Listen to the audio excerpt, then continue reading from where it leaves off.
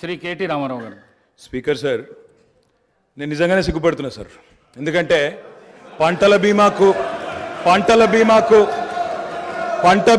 రైతు బీమాకు తేడా తెలియని వ్యక్తి ముఖ్యమంత్రిగా ఉన్నందుకు నేను నిజంగానే సిగ్గుపడుతున్నాను సార్. పంట బీమాకు రైతు బీమాకు తేడా తెలియని వ్యక్తి మీ గొప్ప నాయకుడు, గొప్ప ముఖ్యమంత్రి. అధ్యక్ష, నేను ఒకటే మాట అంటా ఉన్నా అధ్యక్ష, వారు పర్సనల్గా చాలా దారుణంగా ఒక ముఖ్యమంత్రిలాగా కాకుండా ఏదో పిసిసి అధ్యక్ష పదవుల్లో అక్కడ గాంధీ భవన్లో కూర్చుని ఒక ప్రెస్ మీట్లో మాట్లాడినట్టు స్వీపింగ్ రిమార్క్స్. అధ్యక్ష, ఇవాళ ఆయన ఒక గౌరవమైన రాజ్యాంగబద్ధమైన పదవిలో ఉన్నారు. అధ్యక్ష, నేనేమంటా ఉన్నా అధ్యక్ష, చెప్పాలి, గుర్తు చేయాలి, ఆయన గుర్తులేదు. నేనేమంటున్నా అధ్యక్ష, నేరెళ్లలో ఏదో జరిగింది, శాండ్ మాఫియా అని ఇష్టం వచ్చినట్టు మాట్లాడుతున్నారు. నేను ఒకటే అడుగుతున్నా అధ్యక్ష, 2004 నుంచి 14 వరకు శాండ్ మీద ఈ రాష్ట్రంలో, ఆంధ్రప్రదేశ్ రాష్ట్రంలో, తెలంగాణ ప్రాంతంలో వచ్చిన ఆదాయం మొత్తం రాష్ట్రానికి సమకూరిన ఆదాయం 39.5 కోట్లు అధ్యక్ష. అంటే సంవత్సరానికి 4 కోట్ల ఆదాయం కూడా రాలే. అదే 2014 నుంచి 2023 వరకు అధ్యక్ష, ఈ రాష్ట్రానికి శాండ్ మీద వచ్చిన ఆదాయం 5,000 కోట్ల పైచిలకు అధ్యక్ష. 4 కోట్లు కూడా ఆదాయం లేని నాడు శాండ్ మాఫియా అవ్వలేదు సార్. కాంగ్రెస్ పార్టీదా? కాంగ్రెస్ పార్టీల జేబులు, నాయకుల జేబులు నిండినాయా? ఎవరి జేబులు నిండినాయండి? ఆనాడు శాండ్ ఆదాయం ఎక్కడ పోయింది అధ్యక్ష? ఇంకోటి, నేరెళ్లలో ఎవరో తొక్కిచ్చారు, ఎక్కిచ్చారు అధ్యక్ష. ఇదే పాత చింతకాయ పచ్చడి లాంటి మాటలు స్వయంగా ఈరోజు కాదు అధ్యక్ష, వాళ్ళు ప్రతిపక్షంలో ఉన్నప్పుడు కూడా చెప్పినారు. ఇది 2018కి ముందు చెప్పినరు, తర్వాత చెప్పినరు. ఆయన చెప్పిన నేరెళ్లలో కూడా మా పార్టీకి అభ్యర్థిగా నాకే మెజారిటీ ఇచ్చి ప్రజలు మళ్ళొక్కసారి బ్రహ్మాండంగా గెలిపించి వాపసు పంపినారు అధ్యక్ష.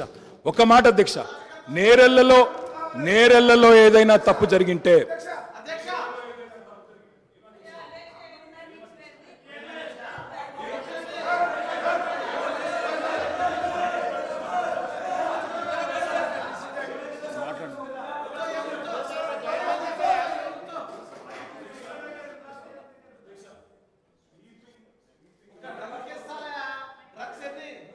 స్వీపింగ్ రిమార్క్స్, నోటికి ఎంత వస్తే అంత మాట్లాడడం. నేను ఒకటే మాట అంటున్నా అధ్యక్ష, ఇవాళ అధికారం వాళ్ళ చేతుల్లో ఉంది. ఏ విచారణ చేసుకుంటారో చేసుకోమనండి, మాకు అభ్యంతరం లేదు. కానీ ఇష్టం వచ్చినట్టు స్వీపింగ్ జనరలైజేషన్లు చేసుకోవడం, నోటికి వచ్చినట్టు మాట్లాడడం, ఇది ఒక ముఖ్యమంత్రి పదవి స్థాయిలో ఉండే వ్యక్తికి తగదు. పంట బీమాకు రైతు బీమాకు తేడా తెలియని వ్యక్తి అక్కడ కూర్చోవడం నిజంగా ఈ రాష్ట్ర ప్రజలు సిగ్గుతో తలదించుకుంటున్నారు. గౌరవ కేటీఆర్.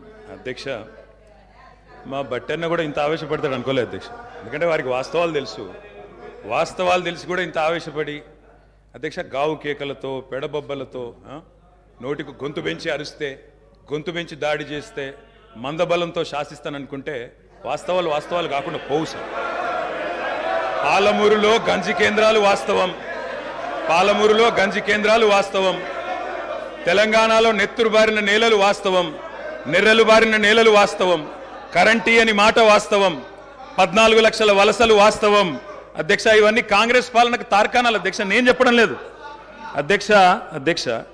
ఎవరో కాదు అధ్యక్ష, గౌరవ ముఖ్యమంత్రి రేవంత్ రెడ్డి గారు మాట్లాడిన రికార్డు అసెంబ్లీలో అధ్యక్ష, కాంగ్రెస్ పరిపాలన గురించి గౌరవ ముఖ్యమంత్రి రేవంత్ రెడ్డి గారు మాట్లాడిన మాటలు వారి మాటలు చెప్తా అధ్యక్ష. వారు చెప్పినారు, రేవంత్ రెడ్డి గారు, ఇది 2014 25 జూన్ అధ్యక్ష. వారి మాటలు నేను కోట్ చేస్తా ఉన్నా, అసెంబ్లీ రికార్డ్ అధ్యక్ష. నేను చదువుకోవడానికి హైదరాబాద్లో ఉంటే నా తండ్రి గారు చనిపోతే మా గ్రామానికి పోయినాను.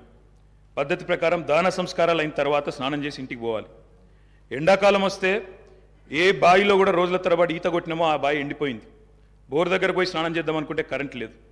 నాకున్న పరిచయాలతో కరెంటే ఇస్తే బోర్ల నుంచి నీళ్ళు వస్తలేవు. స్నానం చేయవలసిన సమయంలో నెత్తి మీద నీళ్లు చల్లుకొని ఇంటికి వచ్చినాం అధ్యక్ష. తెలంగాణ ప్రాంతం నిర్లక్ష్యం కావడానికి కారణం కాంగ్రెస్ పాలకులన్న విషయం ఇప్పుడు అర్థమైంది అధ్యక్ష. ఇది నేను కాదు అధ్యక్ష, రేవంత్ రెడ్డి గారు చెప్పిన మాట. మీ ముఖ్యమంత్రి గారే చెప్పినారు అధ్యక్ష, నేను చెప్పడం కాదు. నేనేమంటున్నా అధ్యక్ష, మీరు దాచేస్తే దాగని సత్యాలు చరిత్ర అధ్యక్ష. ఇట్లా నిమిషానికి ఒకసారి ఇంటరప్ట్ చేస్తే ఎట్లా అధ్యక్ష? ఇంత ఆవేశం ఎందుకు? బట్టన్నా అధ్యక్ష, ముఖ్యమంత్రి గారు మాట్లాడతారు తర్వాత, మీకెందుకు బాధ? బట్టి గారు ఇంత బాధపడితే కష్టం. ఇందిరమ్మ పాలన గురించి రేవంత్ రెడ్డి గారు చెప్పిన మాట ఇది. ఇంకా చాలున్నాయి రేవంత్ రెడ్డి గారు చెప్పిన మాటలు, చెప్పమని చెప్తా అధ్యక్ష.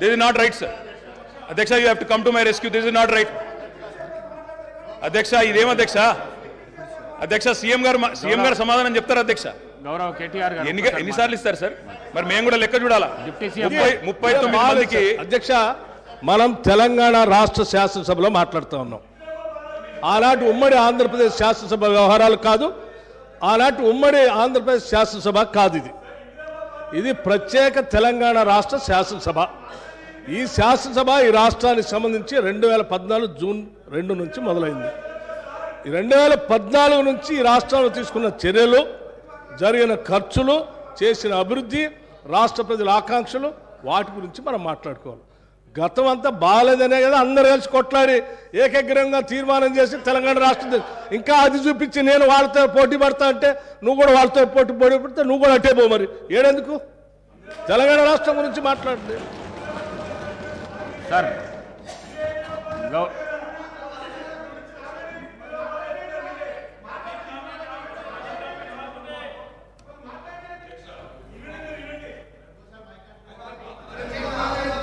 అధ్యక్ష మాట్లాడండి అధ్యక్ష ఇందిరమ్మ పాలన అంటే అధ్యక్ష ఇందిరమ్మ పాలన అంటే 84 వరకు ఇందిరమ్మ పాలన ఉండే సార్ మరి ఇందిరమ్మ రాజ్యం తెచ్చినాం ఇందిరమ్మ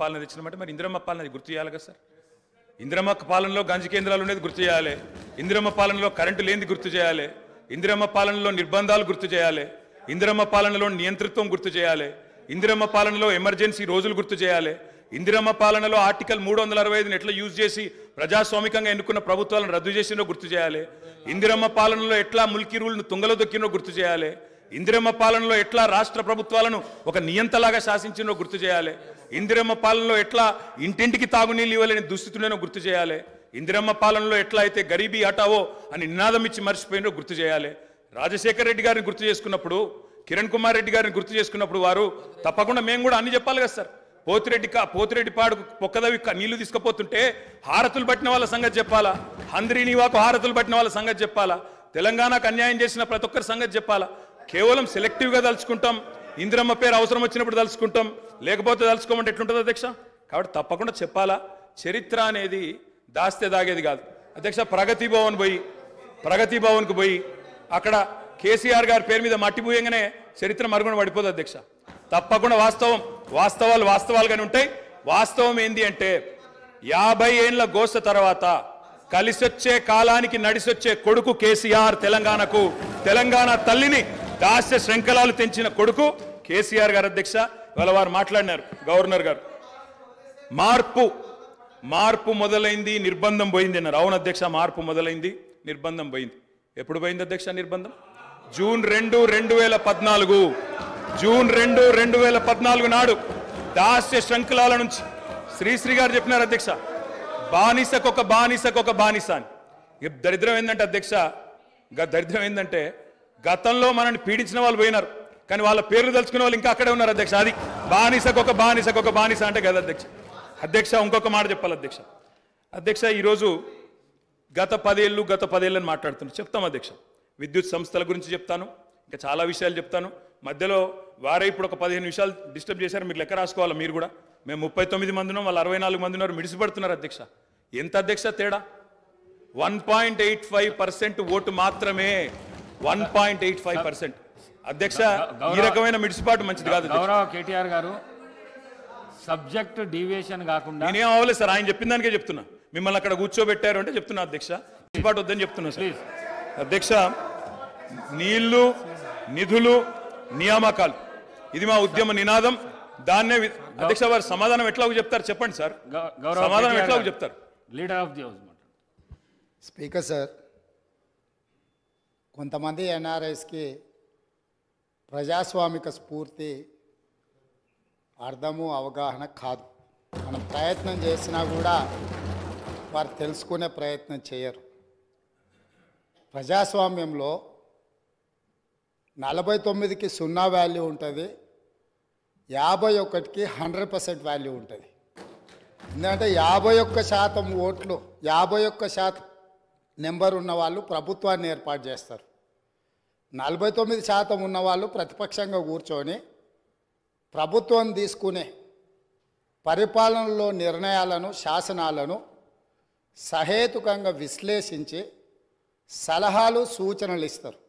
సలహాలు సూచనలు ఒకవేళ ప్రభుత్వము పెడచెవిన పెడితే నిరసనలు, ధర్నాలు, రాస్తారోకలు చేస్తారు. అవసరమైతే ఆమరణ నిరాహార దీక్షలు చేసిన కూడా సందర్భాలు ఉన్నాయి. ఆ స్పిరిట్ను తీసుకోవాలి తప్ప వాళ్ళు 64 ఉన్నారు, మేము 39 మంది ఉన్నాం, మేము అచ్చోసిన ఆంబోతుల్లాకున్నాం, మేము పోడియంలోకి వచ్చి కుస్తీలు కొట్లాడతాం, ఈ రకమైన భాష వారి గౌరవానికి కానీ ఈ సభను నడిపించుకోవడానికి కానీ సహకరించదు. రెండవ అంశం, పదే పదే గత పాలన గురించి, గత ప్రభుత్వాల గురించి మాట్లాడుతున్నాను. సరే, వారు ఏం మాట్లాడతారో మొత్తం విన్నాక రిప్లై చేద్దాం అనుకున్నాను. కాకపోతే నా రిప్లై కోసం వారు తహతహలాడుతున్నారు. గత పాలనలో యూత్ కాంగ్రెస్ వైస్ ప్రెసిడెంట్గా కల్వకుంట్ల చంద్రశేఖరరావుకు అవకాశం ఇచ్చిందే కాంగ్రెస్ పార్టీ. సింగిల్ విండో డైరెక్టర్గా ఎన్నికల్లో పోటీ చేయడానికి ఇస్తే కాంగ్రెస్ పార్టీ తరఫున నిలబడి ఓడిపోయిందే చంద్రశేఖరరావు. గత పాలనలో ఎంపీగా గెలిపించిందే కాంగ్రెస్ పార్టీ. గత పాలనలో షిప్పింగ్ మినిస్టర్ ఇచ్చిందే కాంగ్రెస్ పార్టీ. ఆ తర్వాత కార్మిక శాఖ మంత్రి ఇచ్చిందే కాంగ్రెస్ పార్టీ. అంతెందుకు ఇక్కడ సభ్యుడు ఉన్నాడు, వారు కూడా వారి కుటుంబ సభ్యులే. ఎమ్మెల్యే కాకుండానే మంత్రిని చేసి తర్వాత ఎమ్మెల్యేగా ఎన్నిక చేయడానికి సహకరించిందే కాంగ్రెస్ పార్టీ. ఈరోజు వాళ్ళు ఏ పేరైతే వినోద్ అనుకుంటున్నారో ఆ రాజశేఖర రెడ్డి గారే ఆ మంత్రివర్గంలోనే గత ఆర్థిక శాఖ మంత్రి, సిద్దిపేట ఎమ్మెల్యే గారు ఎమ్మెల్యే పదవి లేకుండా మంత్రిగా ప్రమాణ స్వీకారం చేసిండ్రు. రాజశేఖర రెడ్డి గారి నాయకత్వమే దేశానికి బలమైన నాయకత్వం అని అందులో పనిచేసిండ్రు. మూడవది, పోతిరెడ్డిపాడు పొక్క పెద్దది చేసినప్పుడు కీర్తిశేషులు నాయన్ నరసింహారెడ్డి గారు కడప జిల్లా ఇన్ఛార్జ్ మినిస్టర్. ఆ రోజు కొట్లాడింది పోతిరెడ్డిపాడు మీద కీర్తిశేషులు పి జనార్దన్ రెడ్డి గారు. పోతిరెడ్డిపాడు పొక్క పెద్దది చేసినప్పుడు ఇక్కడ ఉన్నోళ్ళు ఎవరు ప్రాణత్యాగాలు చేస్తామని ఎవరు కొట్లాడలే, ఎవరు మాట్లాడలే. సొంత పార్టీ, సొంత ప్రభుత్వం ఉన్న తెలంగాణ ప్రజల హక్కులను భంగం కలిగించొద్దు, కృష్ణానది జలాలలో మా వాటా మాకు ఉండాలి, మా వాటాను ఎవరు తీసుకెళ్ళినా మేము ఒప్పుకోమని కొట్లాడింది ఆనాటి నాయకుడు పి జనార్దన్ రెడ్డి గారు మాట్లాడిండ్రు తప్ప వీళ్ళు కాదు. కాబట్టి ఈరోజు వీళ్ళందరూ ఏ పాలకుల గురించి మాట్లాడుతున్నారో ఆ పాలకులు ఇప్పుడు మాట్లాడుతున్న పెద్దలు ఎట్లెమ్మెల్యే అయినరు? వాళ్ళ తండ్రి గారి గురువైన చంద్రబాబు నాయుడు గారి పార్టీతో పొత్తు పెట్టుకుంటే ఆ పార్టీ మద్దతుతో ఆ కండువ కప్పుకొని సిరిసిల్లలో కష్టపడి పనిచేసి నిర్మించుకున్న చీమలు పెట్టిన పుట్టలో పాములు దూరినట్టు కేకే మహేందర్ రెడ్డి అక్కడ పార్టీని నిర్మించుకొని తెలంగాణ ఉద్యమంలో పాల్గొని తెలంగాణ ఉద్యమంలో ముందు భాగం నుండి నిలబడి కొట్లాడితే ఎన్ఆర్ఐ అంటే నాన్ రిలయబుల్ ఇండియన్ కింద మేనేజ్మెంట్ కోటాలో ఇక్కడికి వచ్చి టికెట్ తీసుకొని అక్కడ ఆ కేకే మహేందర్ రెడ్డి గారిని అన్యాయం చేసి ఈరోజు ఇక్కడికి వచ్చిండ్రు. కాబట్టి ఈరోజు గతం గురించి అధ్యక్ష, ఒకవేళ మా మిత్రులకు వాళ్ళకు అంతగా గతం గురించి చర్చించాలనే ఆలోచన ఉంటే ఒక రోజు మొత్తం తమరు సమయం ఇవ్వండి. తప్పకుండా జూన్ 2, 2014 కంటే ముందు జరిగిన 55 సంవత్సరాల పరిపాలన మీద సంపూర్ణమైన చర్చ ఇక్కడ పెడదాము. ఈరోజు ఇక్కడ జరుగుతున్న చర్చ జూన్ 2, 2014 నుంచి జరిగిన పరిపాలన, చేసిన విధ్వంసము, నాయకత్వం యొక్క వ్యవహార శైలి మీద మనం ఈరోజు మాట్లాడుకుంటున్నాము. కాబట్టి వారికి గతం గురించి చర్చించాలనే కోరిక ఉంటే మాకు ఎలాంటి అభ్యంతరం లేదు.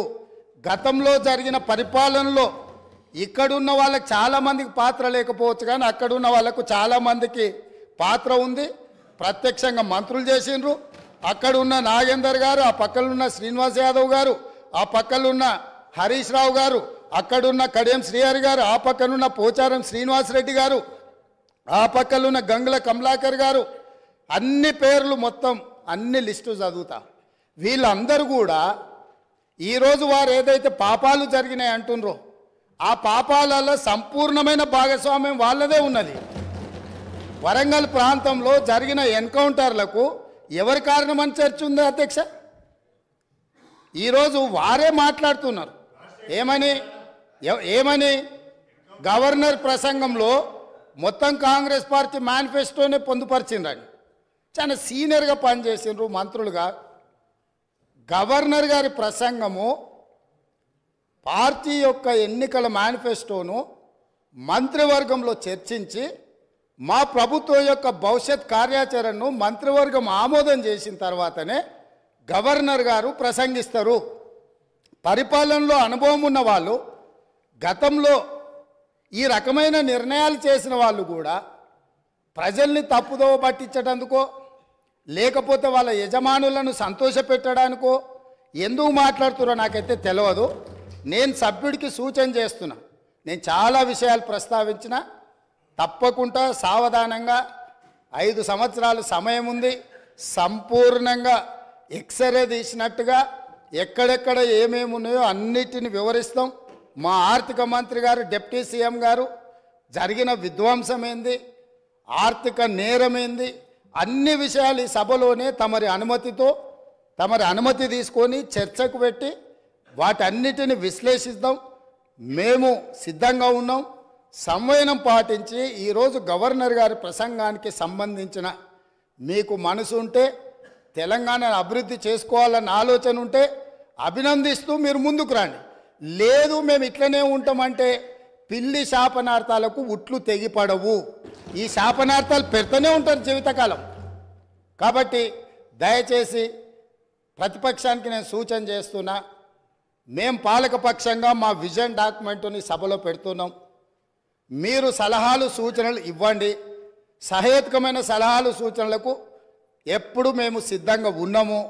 ఎందుకంటే ప్రతిపక్షాలను గౌరవించడం అనే సాంప్రదాయం కాంగ్రెస్ పార్టీకి మొదటి నుంచి ఉంది, ఇప్పుడు కూడా ఉంది. ఆ సాంప్రదాయాన్ని కొనసాగిస్తామని మీ ద్వారా వారికి తెలియజేయదలుచుకున్నాం. అధ్యక్ష, గౌరవ ముఖ్యమంత్రి గారు మరి ముఖ్యమంత్రి అయిన తర్వాతనన్నా కొద్దిగా మర్యాదకరంగా మాట్లాడతారేమో అనుకున్నా అధ్యక్ష. కానీ కొన్ని ఊహించలేము అధ్యక్ష, కొన్ని ఊహించలేము. ఎందుకంటే కొంతమందికి అది సాధ్యం కాదు. ఎందుకంటే వారికి అర్థమైంది అధ్యక్ష.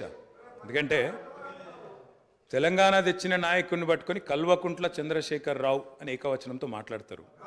తెలంగాణను వ్యతిరేకించిన వాళ్ళనేమో గారు గారు అని మాట్లాడినప్పుడే అర్థమైంది అధ్యక్ష వారి సంస్కారం ఏందో, వారి పరిజ్ఞానం ఏందో అర్థమైంది అధ్యక్ష. అచ్చోసిన ఆంబోతు, ఇది ఒక ముఖ్యమంత్రి మాట్లాడిన మాట. అచ్చోసిన ఆంబోతు అధ్యక్ష. ఎవరు అధ్యక్ష అచ్చోసిన ఆంబోతు? చీమలు పెట్టిన పుట్టలో దూరిన పాము అధ్యక్ష. కాంగ్రెస్ అనే పార్టీలో పాపం మా బట్టన్న, మా శ్రీధర్ అన్న, మా దామోదర్ అన్న, మా ప్రభాకర్ అన్న, అదేవిధంగా మా ఉత్తమన్న, మా కోమటిరెడ్డి వెంకటరెడ్డి అన్న, మా దామోదర్ అన్న, వీళ్ళందరూ కలిసి పెట్టిన పార్టీలో ఇవాళ దూరి ముఖ్యమంత్రి పదవి తీసుకున్న ఆయన చీమలు పెట్టిన పుట్టలో పాముల గురించి మాట్లాడితే చాలా చండాలంగా ఉంటుంది సార్. దయచేసి ఇంకొక మాట అధ్యక్ష. ఎన్ఆర్ఐలు నాన్ రిలయబుల్ అన్నారు అధ్యక్ష. ఎన్ఆర్ఐలు నాన్ రిలయబుల్ ఇండియన్స్ అన్నారు. నాన్ రిలయబుల్ ఇండియన్ అంటే అధ్యక్ష నేను అడుగుతున్నా, ఎవరు అధ్యక్ష ఎన్ఆర్ఐలకు టికెట్లు అమ్ముకున్నది? ఎవరు అధ్యక్ష ఎన్ఆర్ఐలకు టికెట్లు అమ్ముకున్నది? ఎవరికి తెలియదు అధ్యక్ష ఇది? అధ్యక్ష నేను ఇంకొక మాట కూడా అధ్యక్ష, పేర్లు